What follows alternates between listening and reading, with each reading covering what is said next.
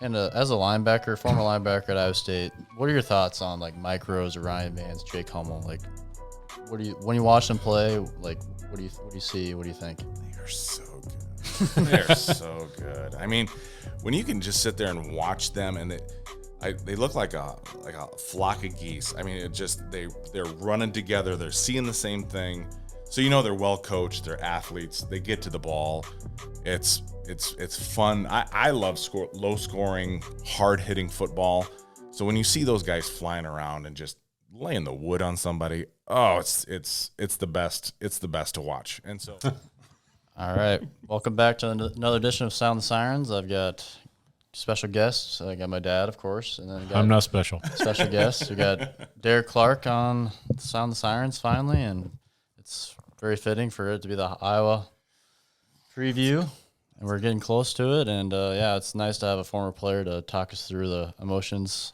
Other than he's a fan now, but it's nice to get some perspective on some actual former player who played in the game. So, for sure, yeah, we had to should get close to this so we can hear you. All right, we had to teach some of the out of state players what the rivalry meant and how important it was to come out and show your best, because it's going to be talked about for years to come, and it's exciting to get out there. And especially now it's so much easier because you can just see what all the Iowa fans are saying. Literally just some guy in a trailer, you can see what he's saying. Somebody sitting in his mom's basement. Yeah.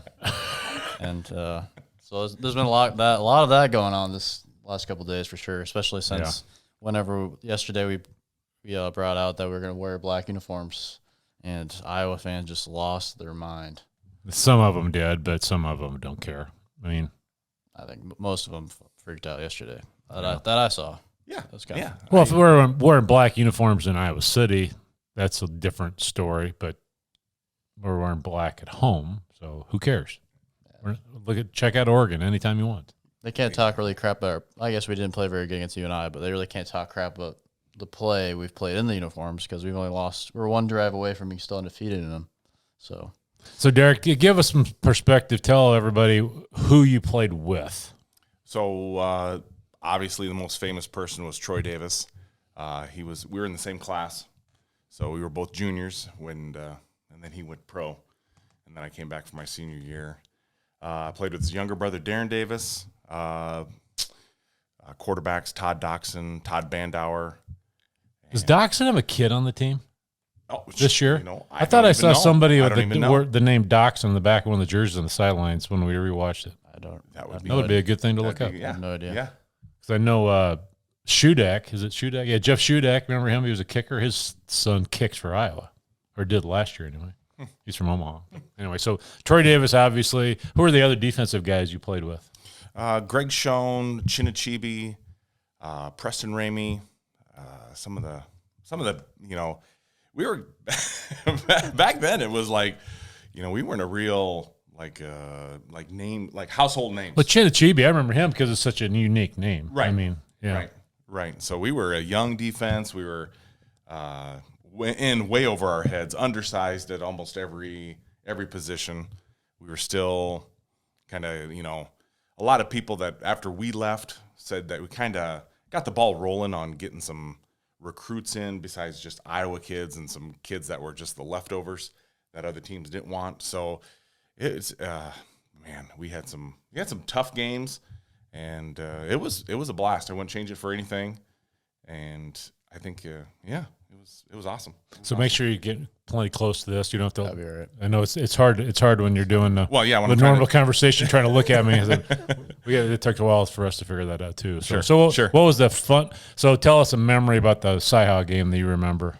There was a lot with head coach Dan McCarney. I mean, he was an ex-assistant at Iowa, so there was a lot of hey, I want to show you what I've been able to do since I've left the program, type deal.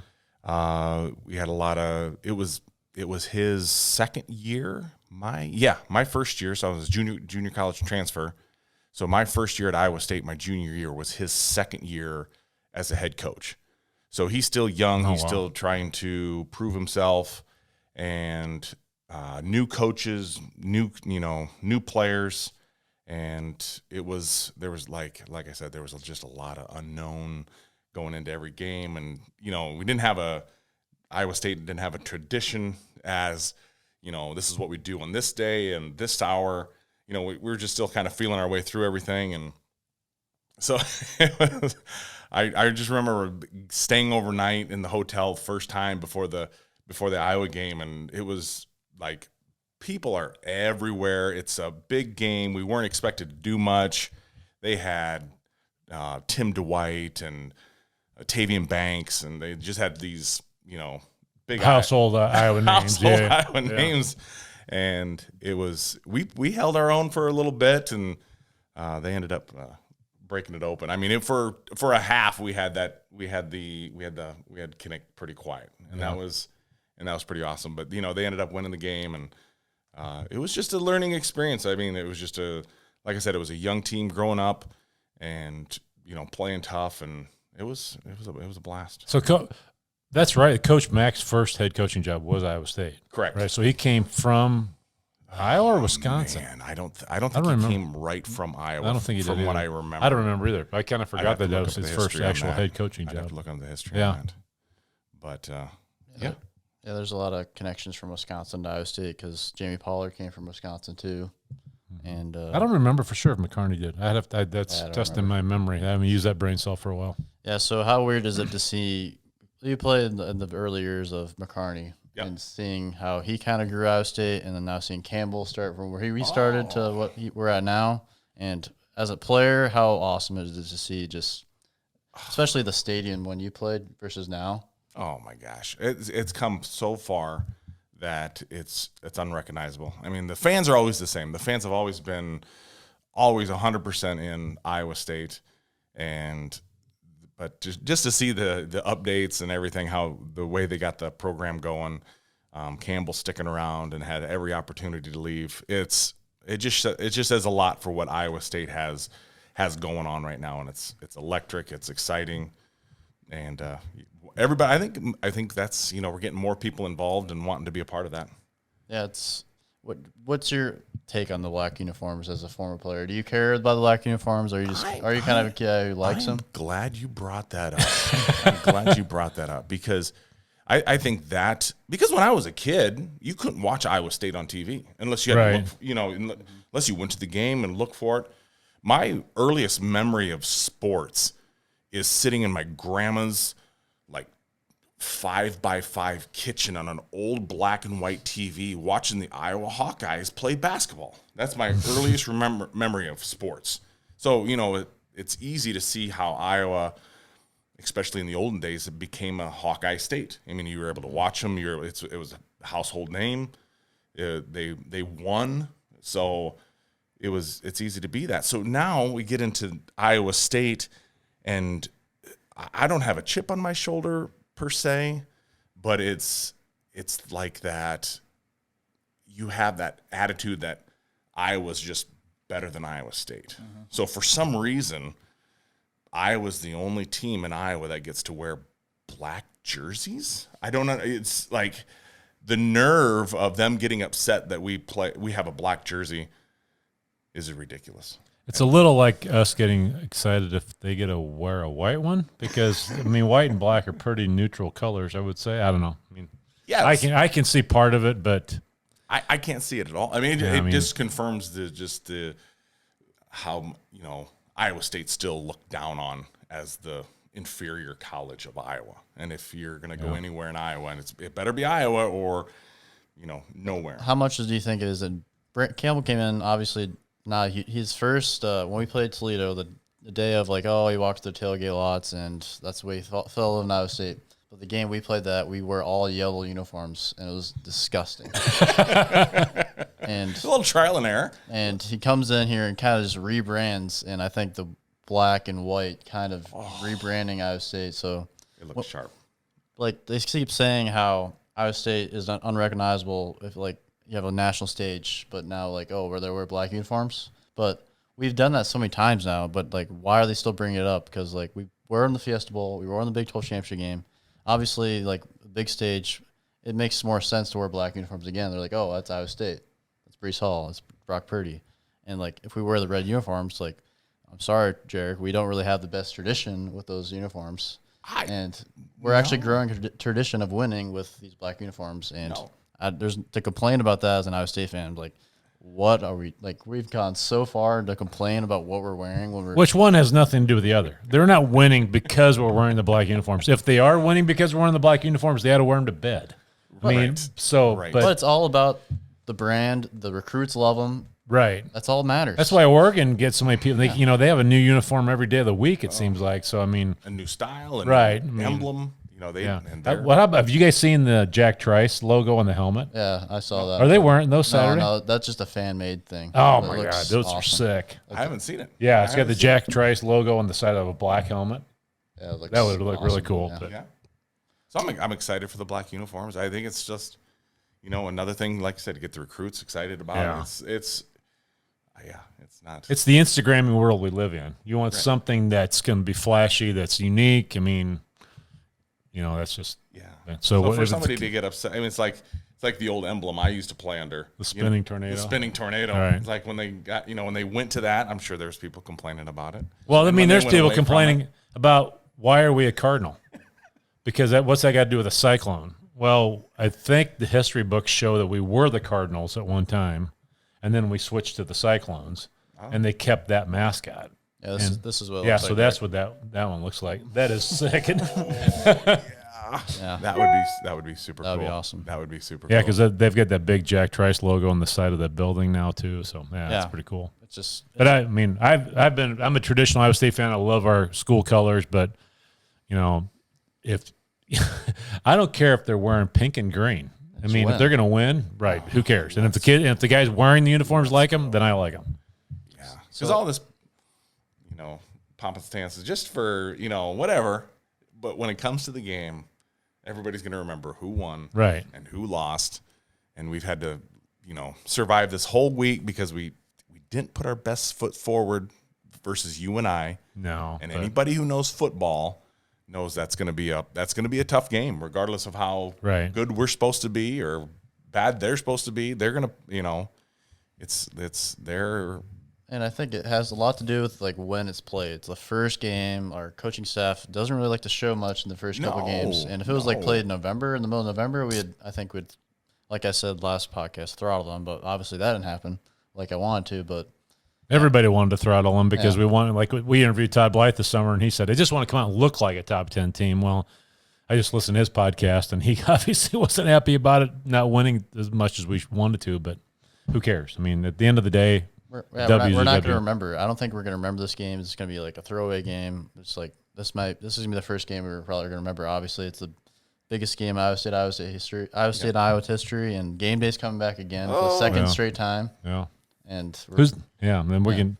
Well, I don't even want to talk about the guest picker because I would bet the farm on it. It's Alan Jackson. who the hell's that? He's a country singer, and he's performing in Des Moines on Saturday night. I've never heard of him. Alan Jackson? Oh my gosh. Never heard of him. Okay. Well, Chattahoochee. Might as well have Anne Frank on there. oh my God. Easy boy. All right. Moving along to the game. Yeah, game. Did you even get to catch the UNI game at all? I think no, you had.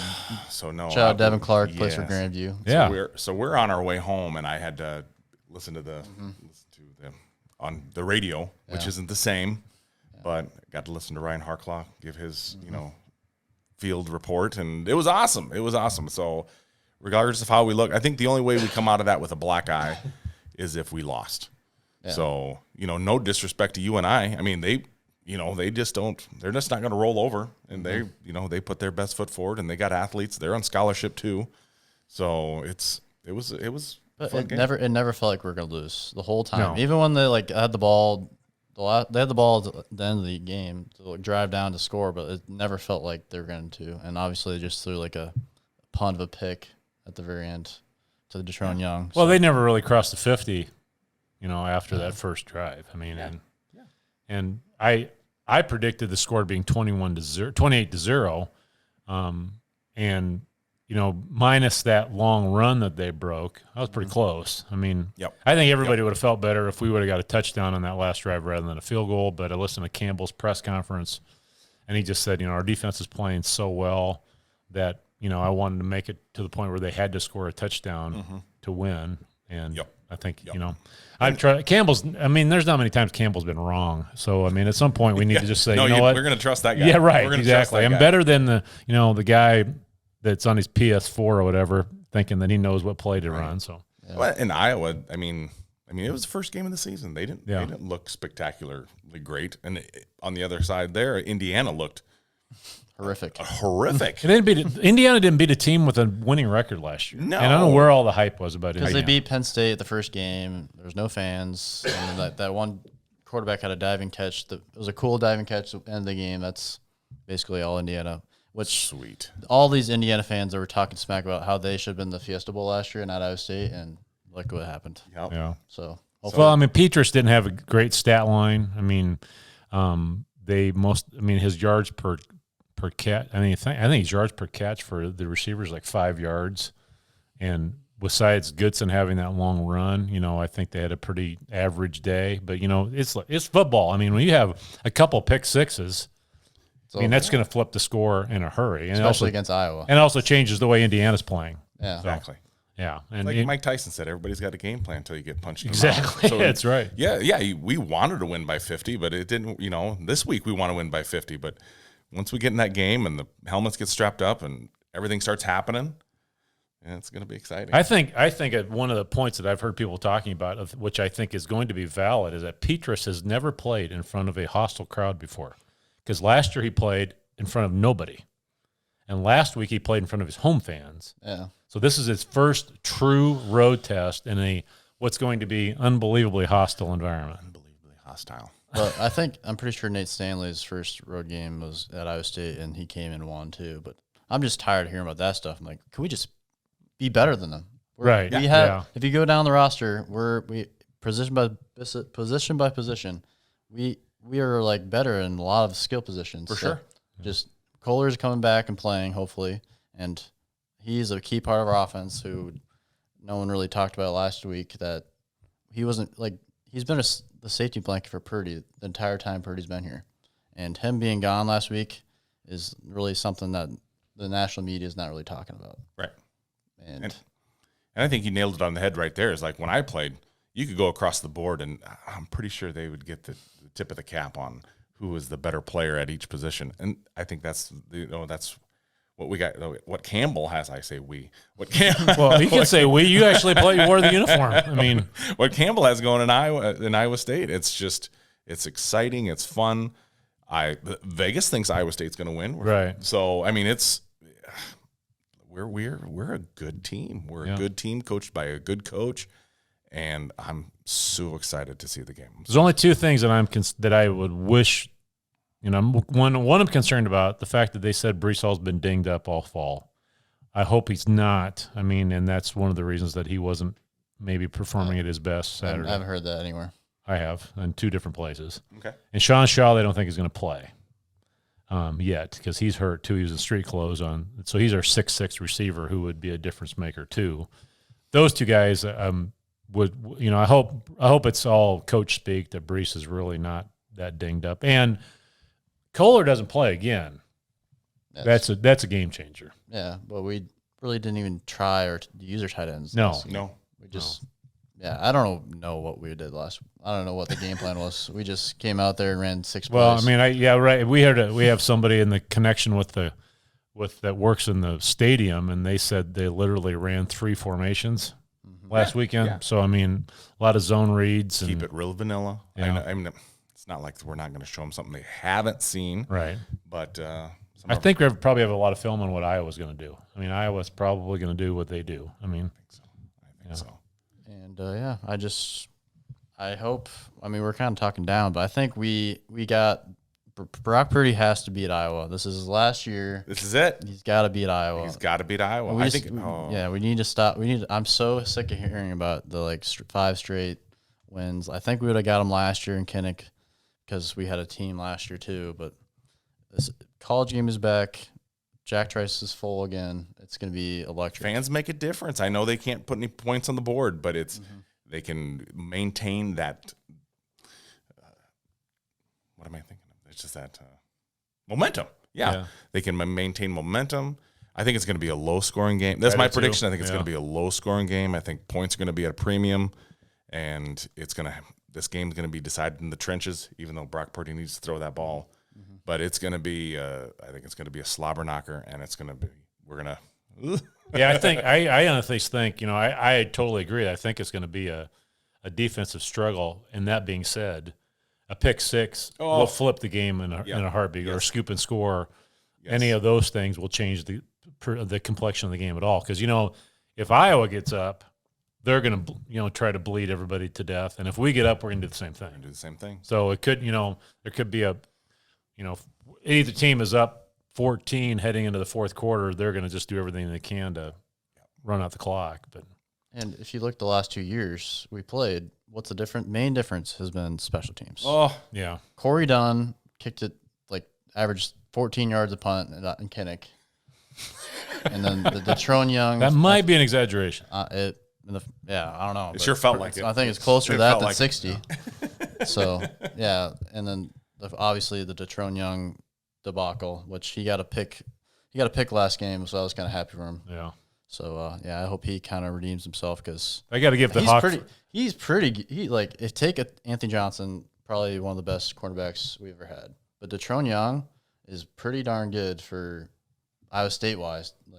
But I got to give the Hawk fans credit for somebody had a tweet with a Nickelback picture from their video where he's holding this picture up, says, "Look at this photograph," and it's the two guys running together on the punt. That was pretty good. I got to give him that one. There's some good digs from Iowa fans. I look at them like, yeah, that's pretty good. That's pretty good. Because Hassel said yesterday is if you can't beat them, look like them, or something like that. I'm like, that's pretty good. That's pretty good. That's pretty good. But it won't be good when we hopefully beat them by a couple touchdowns on Saturday. Yeah.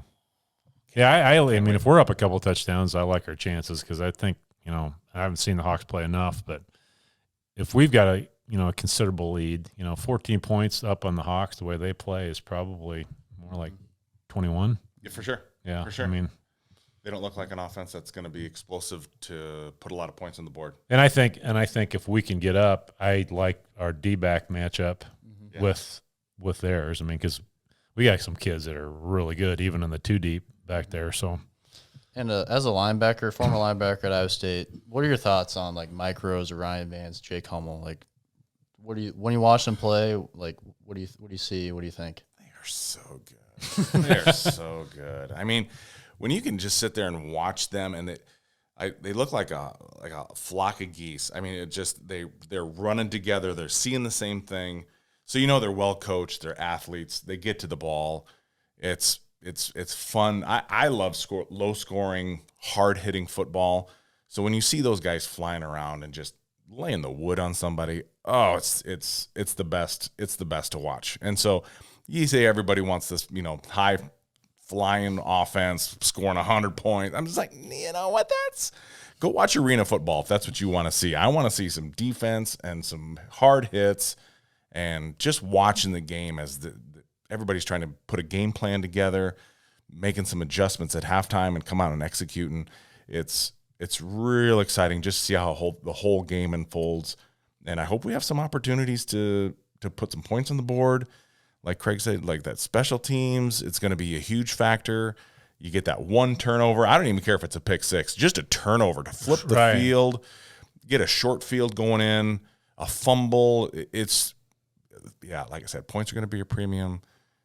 Field position's a premium, and I hope we come out on top. What is the stat that we heard this week? That the Hawks have not turned it over against us in 5 years? Yeah, it's been something crazy. Something like that. No turnovers. They haven't turned it over once. That's got to change. Yeah. I mean, I think, and it sounds like to me that the Rose and those guys are talking a lot about that they want to figure out a way to change that. So yeah, dislodge that ball.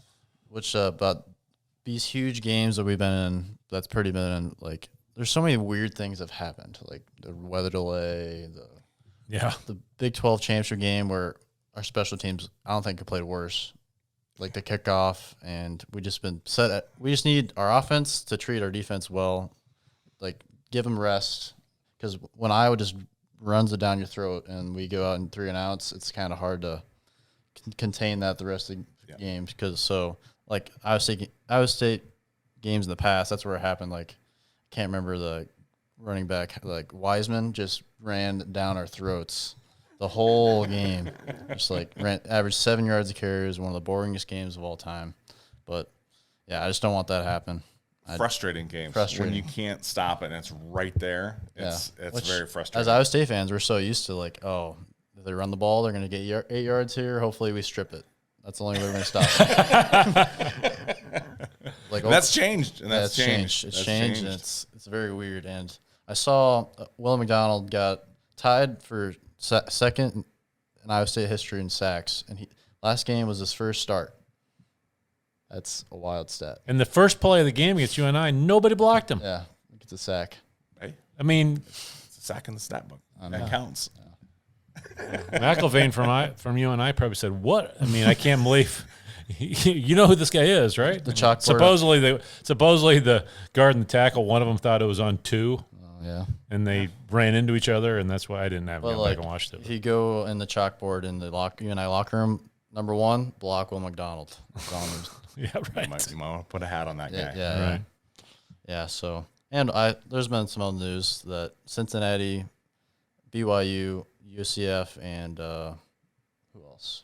Cincinnati, BYU, Houston are going to join the Big 12 probably in the next few days. I think some of them have accepted the offer. Yeah. I mean, yeah. So what are your thoughts on that, since Oklahoma and Texas are bailing on us? I think the Big 12 is going to be fine. I just, you start hearing these power conferences, and it's a little frustrating. It's like, LeBron going to the best team. It's just like, can we just have tradition here? And does Texas really need to make more money? I mean, they got the biggest budget in the country, I believe. So. Does Oklahoma need to make more money? I mean, the people that are making these decisions, I think, are sad, because that's what it's coming down to. It's coming down to the dollar. It's not coming down to, tradition and school and the kids. It's where can we make more money in this game played by kids? And I think anytime you take kids out and put money in, it turns to crap. And I just and that's why I love college. I hate the players are getting paid, but that's fine. I don't even want to get into that. I hate that the conferences are getting jostled around because they can make more money someplace else. Because when it boils down to, it's the kids playing this game. It's the most purest, besides high school football, that you can get to. And there's nothing more. I mean, just look at the crowds. I mean, look at the crowds. They're giving the middle finger to Corona, and I think it's fantastic. And I just want to see more of it. It's awesome. It's awesome. It's just seeing the full stadiums. Everybody's jazzed. Everybody's juiced up. It's what's college football supposed to be. The tailgating, the game, the after party, the celebration. It's what makes college football great. Yeah, and I've said this many times, that if the goal is to make a power conference of X number of teams, it's basically going to turn into the NFL D League, and you're going to take all of the schools like Iowa State, like Kansas State, like Oklahoma State, and that area is not going to give 2 rips about college football anymore. Nope. I mean, that's the reason that, the NFL doesn't, there's NFL fans everywhere. However, growing up in a state that didn't have an NFL team, I really never had a dog in the fight when I was a kid even. I mean, I was a Dolphins fan for a little while, the Steelers fan for a little while, but at the end of the day, I was always an Iowa State fan because, they had Iowa in front of it. I mean, but just looking at the SEC, and they're like, oh, look at the matchups. But like back when Nebraska went to the Big Ten, they're like, oh, look at the matchups, Michigan versus Nebraska. Like, well, how's that going? Yeah, like they just diminished. Not everyone can be good, What's Vanderbilt think? Yeah. Vanderbilt says we're never going to win. I mean, they brought on Oklahoma and Texas. They can't compete in the SEC now. Yeah, I don't. They get more money. They get paid to get their ass kicked every time. It's just they're going to be bona fide FCS schools playing, and Alabama just has 6. They got a couple. They got Oklahoma, they got Texas, and they got Auburn, and the rest are kind of washed because Saban, and there's all the good players are going to these 3 schools with the most money, and I don't really want to watch that. No. When you can watch this, and when you can watch Alabama and their starters backup is better than most school starters, what are we doing here? I heard Todd. I don't know if you listen to Blythe and Meyer's podcast, but Todd Fitch used to be a position coach at Iowa State when Meyer was playing. He's at Ohio State now. And so he said, and I apologize if I misquote him, but he said he just went out and met him at a restaurant, to catch up a little bit. He said Ohio State's top 4 quarterbacks are all 5 stars. Yeah. And there's a kid that was going to be a senior this year. Yeah. Reclassified himself, went to Ohio State right away, and got paid like $2 million from his company to go to Ohio State. And he's like the 4th string quarterback. He's 17 years old. Like, yeah, what are we doing? He might be 17-year-old making $2 million who probably won't take a snap until like 2 or 3 years from now.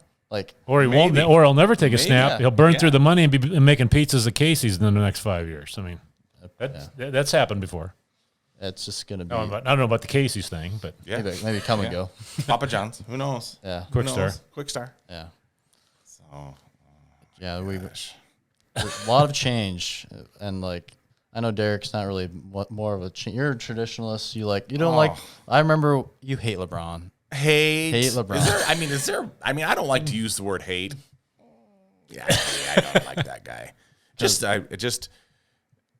Can we just have some character?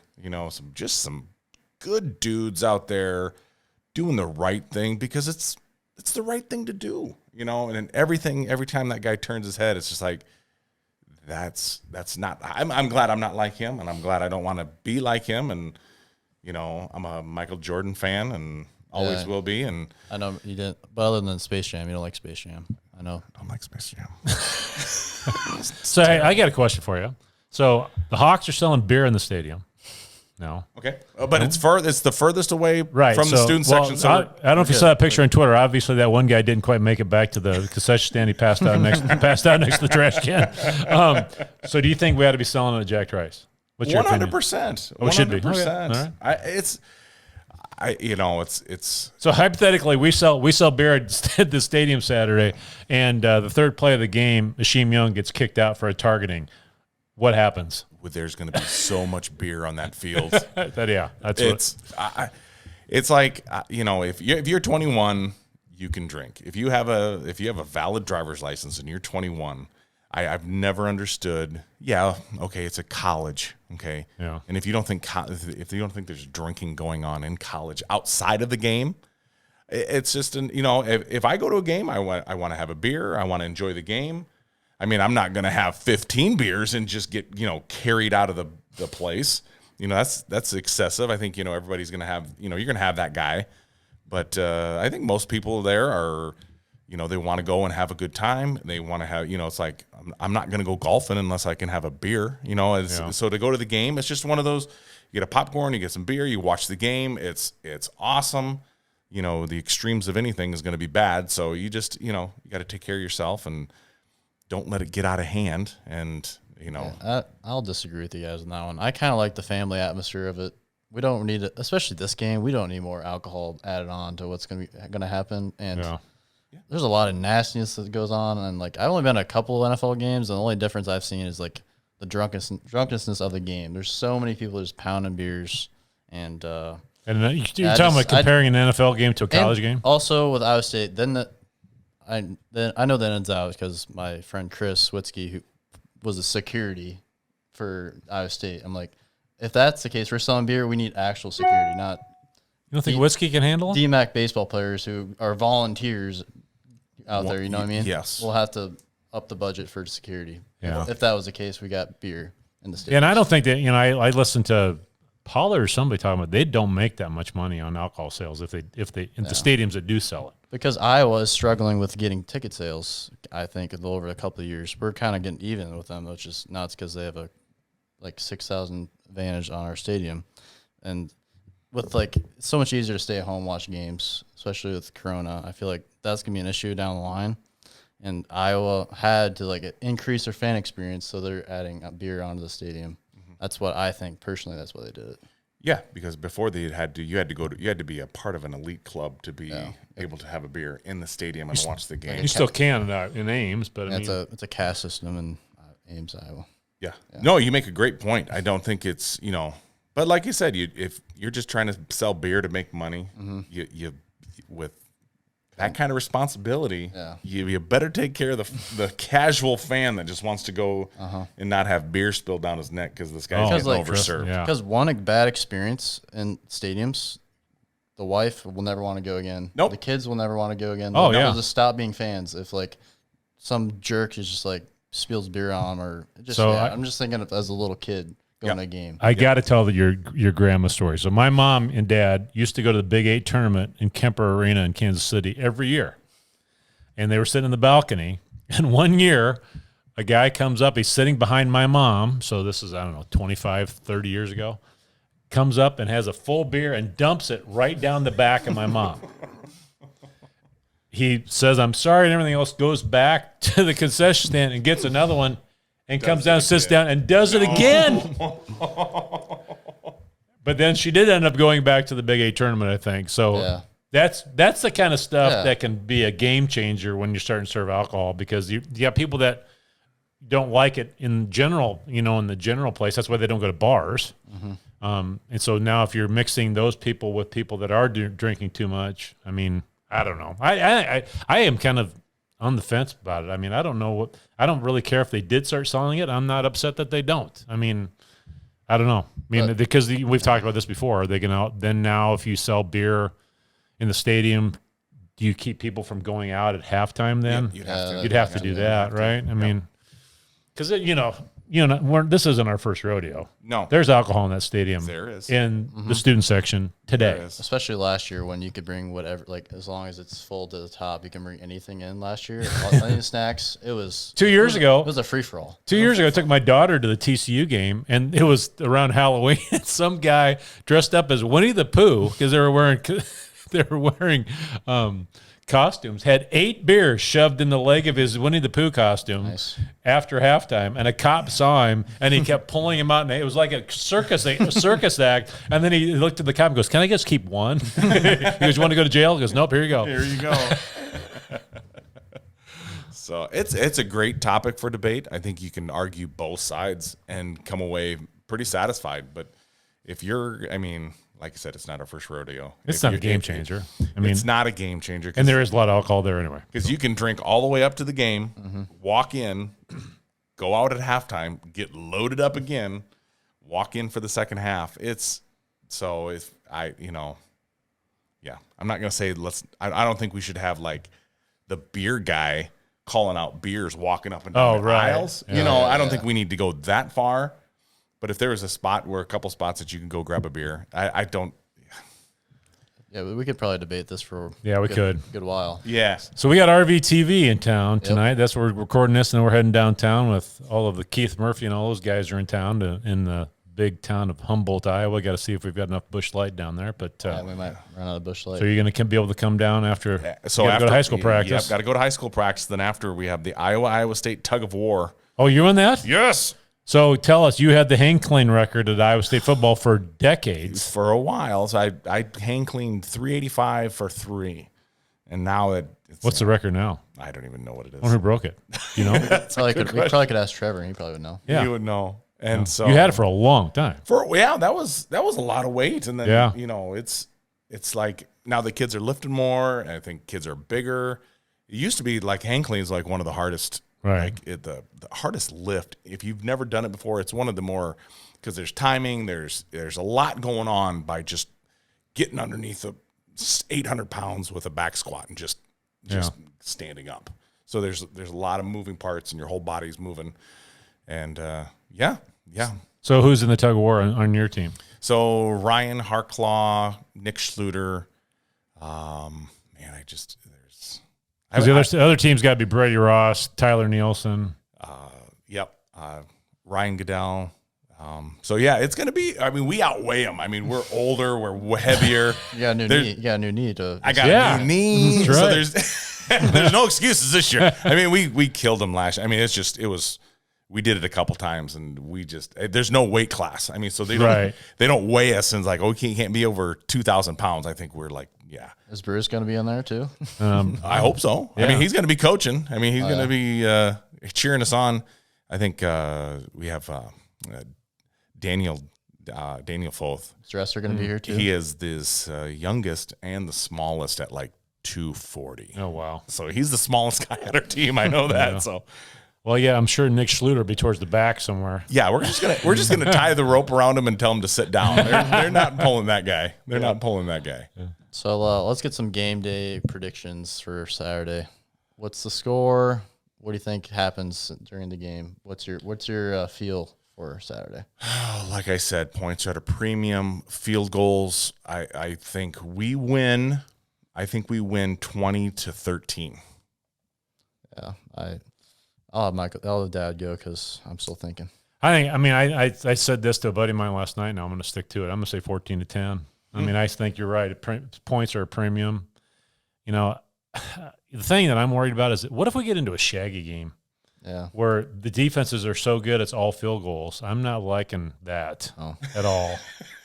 Unless Shaggy, you got any eligibility left. And we haven't seen that our new kicker do a lot. I mean, that nice field goal Saturday, and Sally, is pretty consistent inside the 35. But so yeah, I'm going to go with 14-10. I mean, it might be 17-10, but it's not going to be. Could be all wet. It's not going to be 35-28. I mean, Nope. I'm thinking no. I don't think I'm the gonna defense is go- nothing too good. I'm gonna go more of like a 24-6 type of game. Oh wow, I take that. Yeah, I like the confidence. Yeah. I like that. 24-6. There's a couple fluke plays, maybe a pick six, maybe a fumble, scoop and score, something like that. I think. We impose our will and Yeah. they just crumble. Well, in that case, I think the first one to 21 wins. Yeah. I mean, first one scored 21 points is probably gonna Which come we out on top. could come back next week and it'll be like 56-45. What's Vegas say? What's the over under in Vegas? I think it's like 42. That's cool. Yeah, that's gonna be. Take the under. Right. Yeah. You heard it here. I Sound feel science. like Take the under. Whatever we think it's going to be, it's always the opposite. Sometimes. Sure. Sometimes. Oh, yeah. Because the Jacob Park, Dave Montgomery mauling over Josie Jewell game, it was like a triple overtime, and we end up losing that game. But yeah, I think we finally we redeem ourselves. We have game day back again. Kurt Purpestreet's on the call for the first time and calling Iowa State game, and it's going to be wild. Well, either team that wins really puts themselves in a position. It's National. the playoffs. I mean, the playoffs are really in sight for either team that wins, in my opinion. Especially because Oklahoma looked not so much good against Tulane. Wisconsin didn't look very good against Penn State for the West for Iowa, and Iowa obviously doesn't play Ohio State for the 23rd in a row. Yeah. And I think Iowa, if they win too, they can be in the Big Ten championship. And if we can pull this off, look out next weekend. Vegas will be a mess. Me and Louie are going to take on Vegas, and look out. Look out for me and Louie. It's just going to be the place to be. It's going to be the place to be. I think there's going to be more people when the kickoff happens. I think there's going to be more people outside the stadium than inside. I think You're talking about this weekend? Yes, I think it's just agree. going to be a party. I think it's going to be electric, exciting, and it's just going to draw a crowd. And Yeah, people want Visha back, and I think this is going to be Visha on steroids. Yeah. So Well, as long as David Irving is not carrying a stop sign around the parking lot, we'll be all right. yeah, that would bring a stop to it. I really appreciate Derek coming on the podcast. That was fun. Yeah, we first could do this time. again. yeah, for sure. Yeah. For sure. Yeah. So make sure you subscribe. Make sure you like, share this with your friends. Help the Sound of Sirens get a little traction here. Be nice. Just be nice. Be a little nicer. I'm seeing people on Twitter being a little mean. Just be a little nicer. Just be a It's little Twitter. nicer. It's Go Twitter. clones. Go clones. Go clones. Go Clones. All right.